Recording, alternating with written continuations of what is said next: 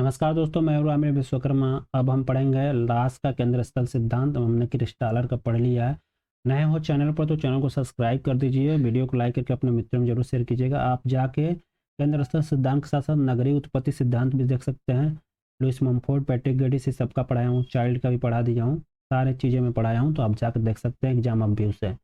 चलिए लास का केंद्र स्थल सिद्धांत जानते हैं। जर्मन करने वाले लास महोदय थे, और देखा जाए तो क्रिस्टालर के बाद इन्होंने यह सिद्धांत दिया था केंद्र स्थल का। तो क्रिस्टालर का जो सिद्धांत 1933 में आया था, आपको बता ही चुका हूँ पिछले वीडियो में, आप जाकर देख लीजिएगा। इनका सिद्धांत जर्मन भाषा में 1940 में आया था, और इसका अंग्रेजी रूपांतरण 1954 में हुआ था। तो ये संशोधन क्रिस्टालर के सिद्धांत के अनुसार ही किया गया था 1954 में, ये आप लोग याद रखिएगा। और ये नवीन ढंग से प्रस्तुत किया गया था ये सिद्धांत को। साथ ही 1954 में विलियम बोंगलूम ने अंग्रेजी में ट्रांसलेट किया था इस सिद्धांत को जर्मन में 1940 में। 1954 में जो आया था नवीन ढंग से, उसे अंग्रेजी में ट्रांसलेट किसने किया था? तो विलियम बोंगलूम ने किया था। नेक्स्ट पॉइंट है किसी ग्रामों, या इसे हम कहते हैं हेमलेट्स, पुरखा ग्राम को लघुत्तम आदिवासी इकाई मानते थे। तो ये आदिवासी इकाई में लघुत्तम किसको मानते थे? तो ये मानते थे कृषि ग्रामों को या हेमलेट्स। हेमलेट्स देता है तो आप लोग याद रखिएगा, लास ही इसको हेमलेट्स को ही लघुत्तम आदिवासी इकाई मानते थे। अब इनकी जो सिद्धांत की विशेषता इसे जान लेते हैं, जो इम्पोर्टेंट है, बहुत बार पूछा जाता है। देखो, इन्होंने षष्ठभुजाकार सेवा क्षेत्र के बारे में बात किया था। इन्होंने इसमें इंपॉर्टेंट पॉइंट बताया, स्थानिक मांग शंकु का निर्धारण किया, और साथ ही इन्होंने न्यूनतम दूरी तय करना पड़ेगा सेवा की प्राप्ति के लिए। ये बताया कि कम से कम आपको न्यूनतम दूरी किसी भी सेवा को प्राप्त करने के लिए जाना पड़ेगा। इन्होंने किसमें बताया? षष्ठभुजी सेवा क्षेत्र में। दूसरा इनका जो विशेषता है, जो के मूल्य होता है परिवर्तित होता रहता है, बदलता रहता है, ये आपको ध्यान रखना है लास्ट में। अब वहीं पर क्रिस्टालर में के वैल्यू स्थित है, K3, K4, K7 था, बस वो मैं सिद्धांत में पढ़ा चुका हूँ। और यहाँ पर के वैल्यू क्या होता है? बदलता रहता है। आरपीएससी में दो पिछला एग्जाम हुआ है आपका 2023-24 में, वो एग्जाम में ये क्वेश्चन पूछा गया था, ठीक है।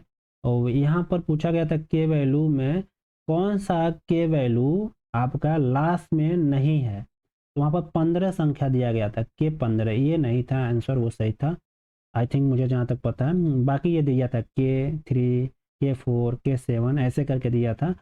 तो ये देखिए के मूल्य इनका बदलता है। देखिए K3, K4 और K7 जो है क्रिस्टालर बस बताएं, क्योंकि ये स्थिर है, बस इतना इनका। लेकिन ये बोलते हैं कि नहीं, जो के वैल्यू है केंद्र का वो बदलता रहता है। K3, K4, K7, K9, K12, K13, K16, K19, K21, ये बढ़ता रहता है। एक केंद्र यहाँ बना, फिर से बना, फिर से बना, फिर से बना, फिर से बना, मतलब बढ़ता ही जाता है, ये बोलते हैं। और अधिक स्पष्ट किसका होता है? के जो होता है K7 का, K13 का, K19 का, ये आप लोग को याद रखना है। K19, K13, K7 अधिक स्पष्ट माना लास्ट ने। इसका जो वैल्यू आता है एकदम सटीक आता है, ज़्यादा अच्छा आता है। बाकी K3, K4 और K9, K12 और साथ ही K16 और K21 को इन्होंने अधिक स्पष्ट नहीं माना था, ये आपको ध्यान रखना है। देख रहे हैं आरपीएससी में कितना डीप क्वेश्चन पूछा था। अगर किसी को याद ना रहा ये पूरा वैल्यू तो क्वेश्चन गलत होगा, तो वैल्यू भी ये आप लोग याद रखिएगा। फिर से यहाँ पर तीसरा इनका जो है विशेषता, विशिष्टीकृत सिद्धांत इनका है। अभी कहते हैं कि केंद्र स्थल सिद्धांत को विशिष्टीकृत माना। इन्होंने कहा था कि केंद्र स्थल सिद्धांत जो है बहुत विशिष्ट होता है। और क्यों विशिष्टीकृत माना? क्योंकि देखिए ये बदलता रहता है, के वैल्यू बढ़ता रहता है। नेक्स्ट पॉइंट ये बताते हैं, पूर्वा या कृषि जो ग्राम है उसमें जो केंद्रीय ग्रामों की खोज की, जो संपूर्ण क्षेत्र में त्रिभुजाकार होता है। मान लो ये एक पूर्वाग्राम है ना, एक बड़ा सा ये पूर्वाग्राम है, ठीक है। और इसमें केंद्रीय ग्राम ये है, मान लो ये पूर्वाग्राम हो गया, है ना। अब इसे जो है केंद्रीय ग्राम इसे माना, ये केंद्रीय ग्राम हो गया।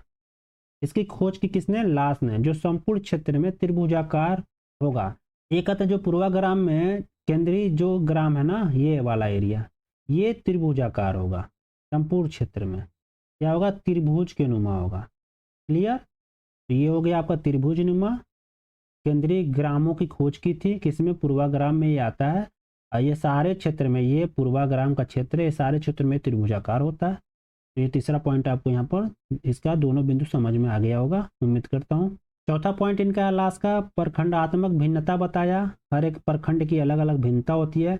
इसे बोलते हैं कि बृहत्तम नगर के षष्ठभुजी प्रदेश को 6 समान प्रखंडों में विभक्त किया जा सकता है, जो केंद्र बिंदु से 60 अंश का कोण पर, अब पुनः 60 अंश के कोण को 2 प्रखंडों में विभाजित किया जा सकता है 30 अंश के कोण पर।